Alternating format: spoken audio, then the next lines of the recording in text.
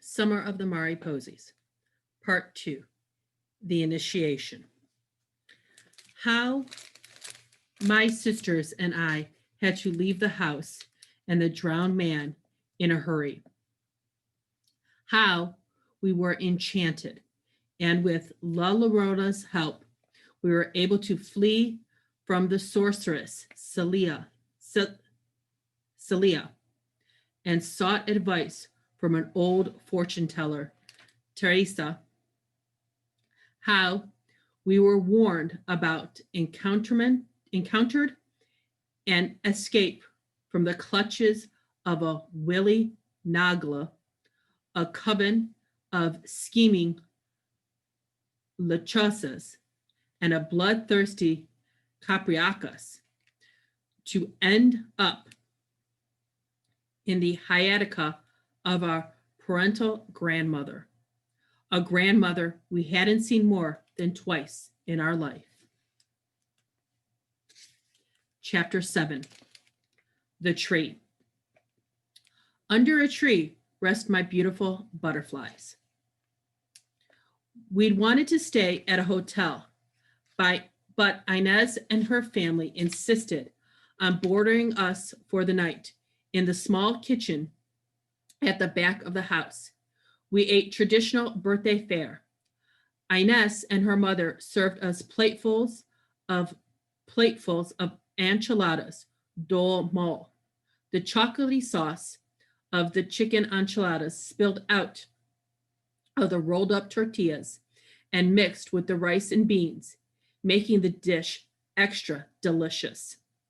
We gorged ourselves till we thought we'd pop. Then for dessert, the woman brought us generously cut slices of pearly white cake. It was moist and creamy and absolutely too much for already bursting stomachs, but it was scrumptious. So we had 2 slices each. During the meal, however, the Spanish Inquisition began. We had to think of some quick answers because even though we expected a full interrogation, we hadn't planned anything for that came out of our mouths. Luckily, the girls remembered our little talk about having Juanita and I explain things without giving too much information. For the most part, they remained silent and didn't contradict or add anything to whatever we said. But where's your mama? Inez Mothers asked as we passed out the frothy white cake slices. She's at home, I said, putting a forkful of cake in my mouth to stop myself from having to give out any more details than were absolutely necessary.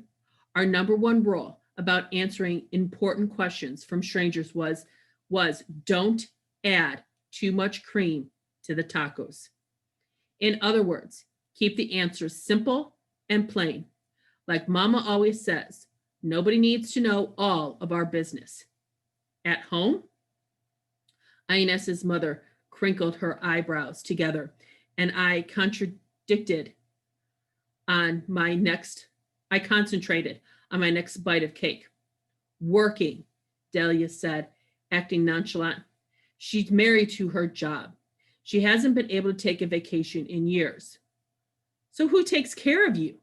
Inez asked, turning her attention to Delia. Who drove you here? I did. I'm old enough, I said quickly, jumping in before anyone else said anything too outrageous. See, of course. Her eyes said she didn't believe me. How old are you? Inez Mothers asked. You don't look older than 14.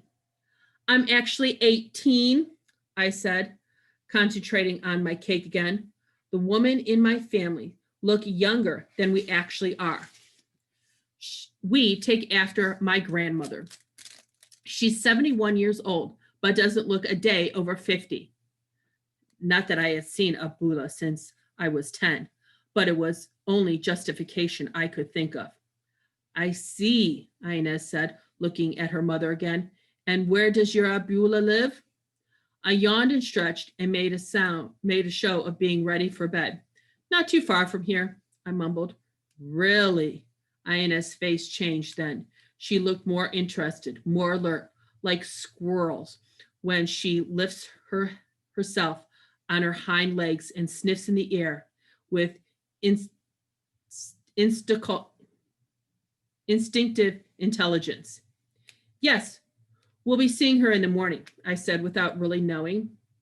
Maybe I was nervous that made me say it, or maybe the decision had already been made. It was just been sitting there in my mind, in my heart, waiting to be put in words. I didn't understand how or why, but somewhere between the enchiladas and the birthday cake, I decided to honor La Llorota's request and run the course of the journey and to try to find true happiness for my sisters and myself. And that meant going to visit Abluta. It seemed to me that we had been through too much to not finish what we had started. Around the same small round table, every one of my sisters stopped eating, stared, and then smiled at me. Their joy was evident in their way. They nodded and grinned when they resumed shoveling cake into their mouth with reckless abandon. Zagazoa made her way around the tight little kitchen to sit between me and Ines. Oh, yes, I said, thinking on my feet. Mama told her about the body we found, and we wanted to help. After they talked it over, Abula told us how to get here. It was really very easy. Super easy, Delia interjected, shoveling another forkful of cake in her mouth. Well, we should call them and thank them. Let them know you arrived safely. You don't want either of them to worry, Ines' mother said.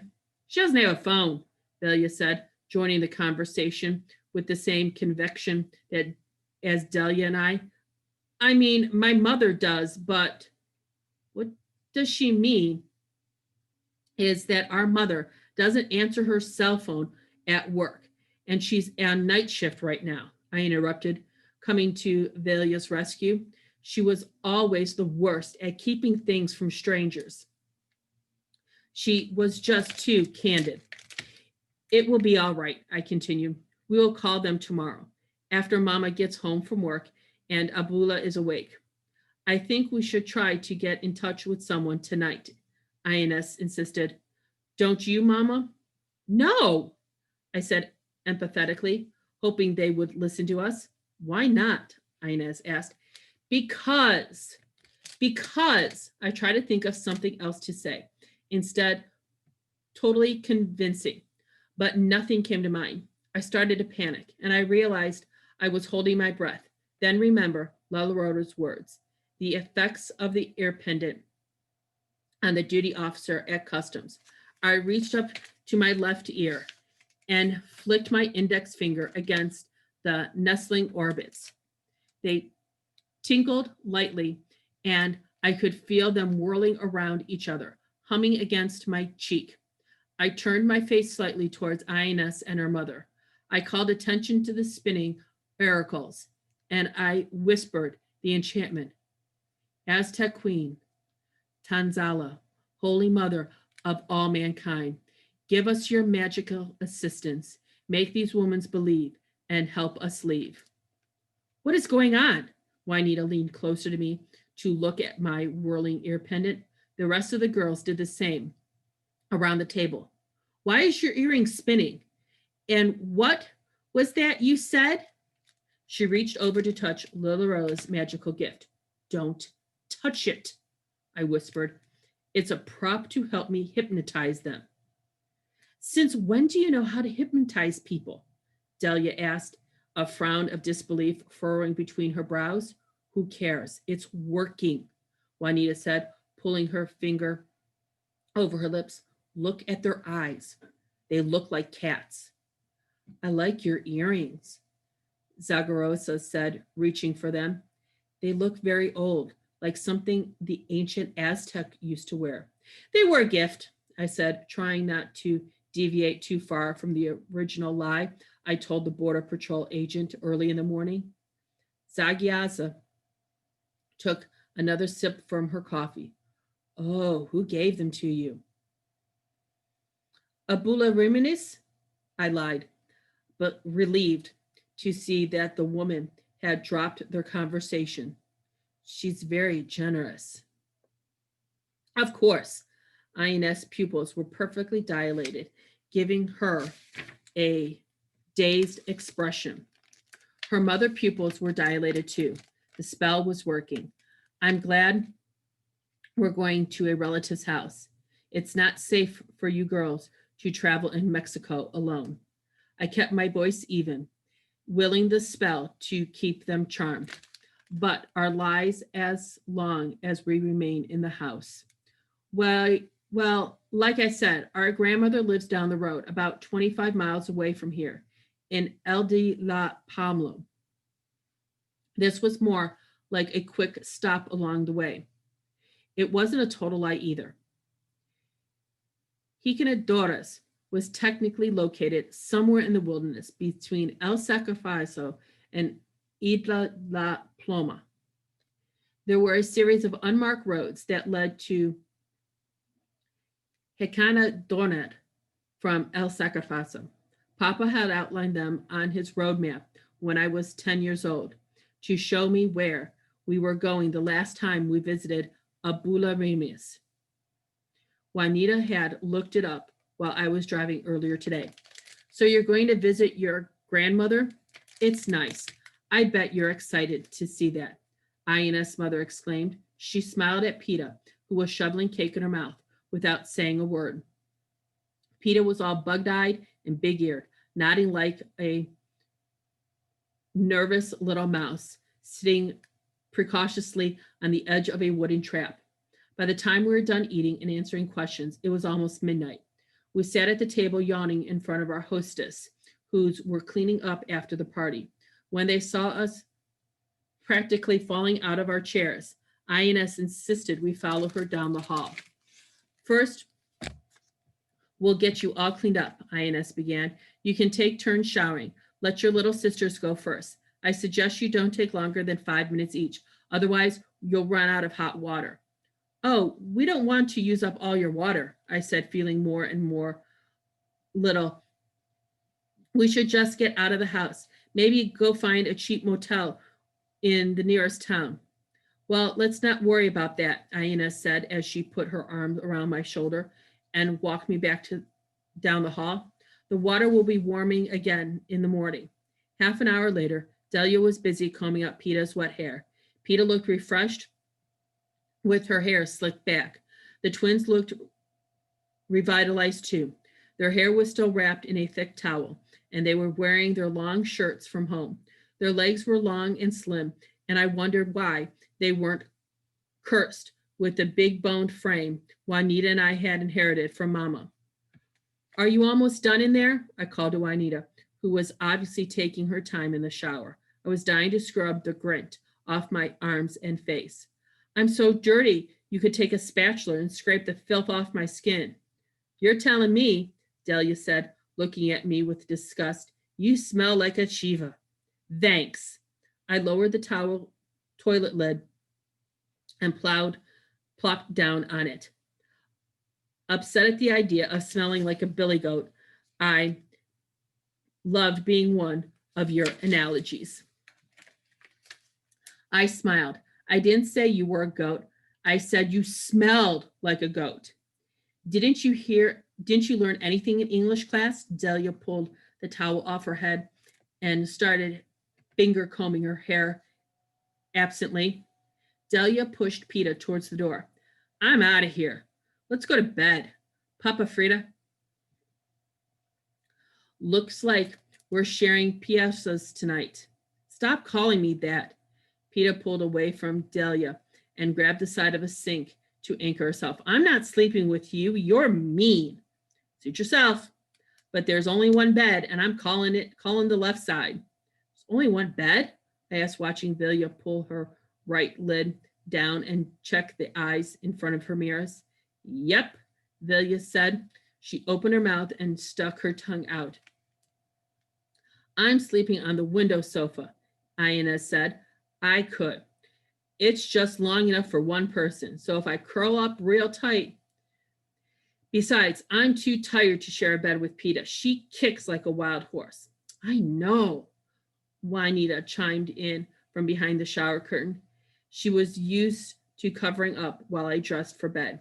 I'm taking the blankets out of the car and sleeping on the floor. On the floor? I asked, mortified. My back ached just thinking about it. It's better than being all crunched up on the bed with the three of you.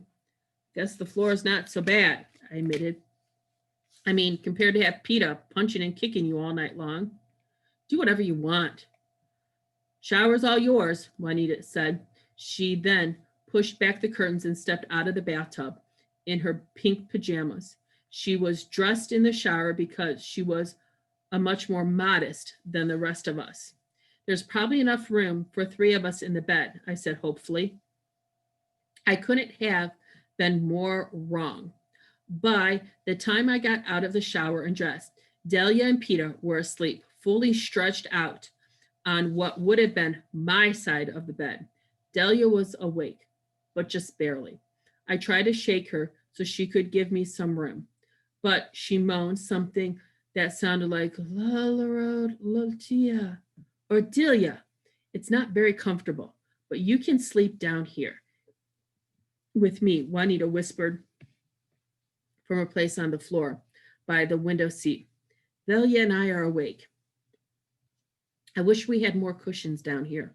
Why didn't you take the comforter from the bed? I asked. Delia called it, and she wouldn't give it up. But that's okay. I have my San Marcos blanket. It's not so bad. You just get used to it.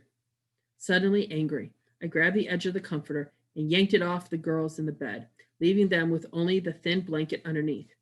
Peta whined at the incoherent sound, but I smiled as I walked away with it without feeling even a little bit guilty.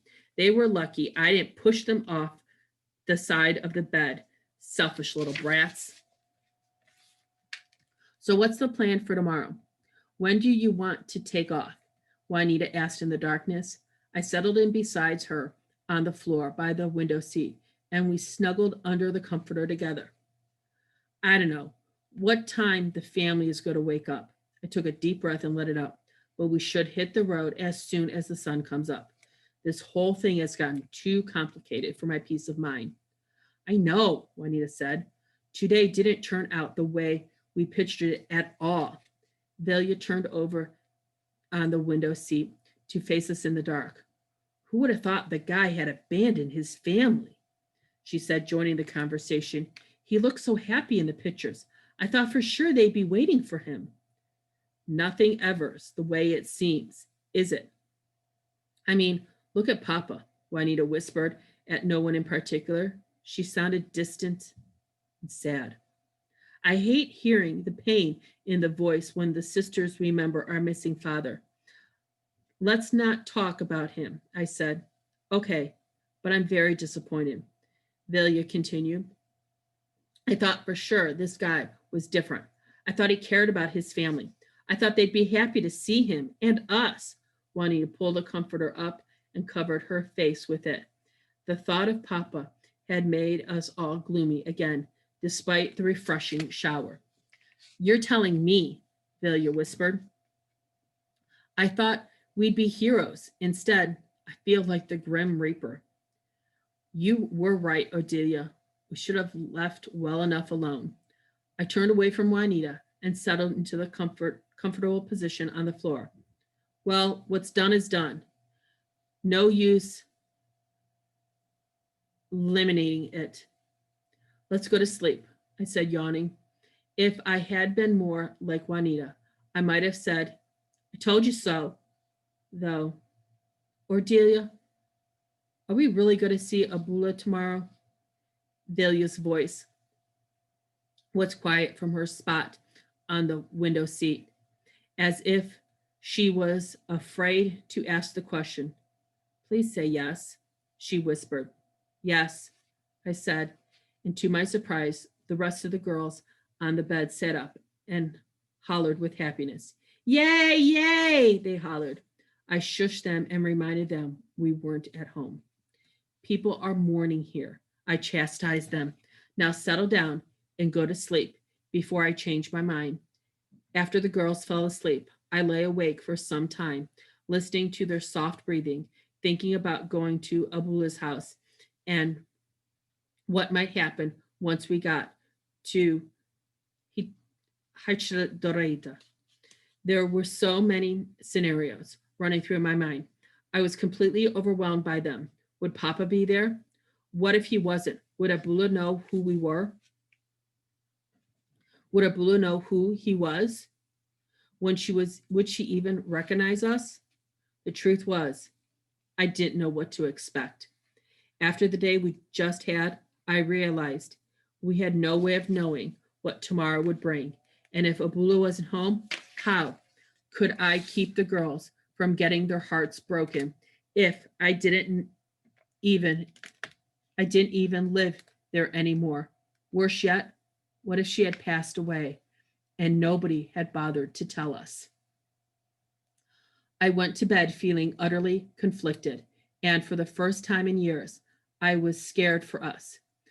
But even as bad as I felt that night, it was nothing compared to the shock I received the next morning.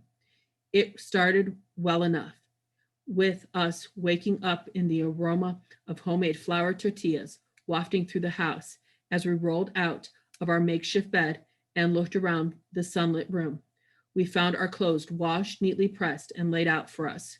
We scrambled into them, grateful, and was entered into the kitchen.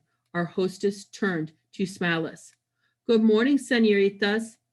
Ines smiled, her smile curling over her lips and creasing the corners of her eyes. Would you like some breakfast? I can make some enchiladas. I will only take a second. That would be amazing, Billy and Edith sang out simultaneously, even as they scrambled into the nearest chair. Odia, would you do me a favor? Ines asked as she turned on the stove and put the black iron skillet over the bright blue flame. Can you please run down to the Pastrico at the corner and get me today's paper? Just tell Don Jose to put it on my tab. Sure, I said. But as I left the house, I told myself I should be quick with this errand. We really need to get out of El Sacrificio before the spell was broken and someone decided to call the authorities.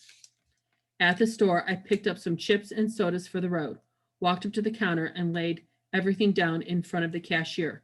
The newspaper fell open before me, and I froze as I read the headline over the top of the front page. Disappearance. The one word said it all.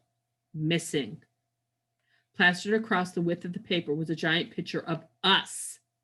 My sisters and I huddled together under last year's scrappy little Christmas tree, happy as the Mariposas, our bright smiles belaying our alleged situation. We were officially missing children.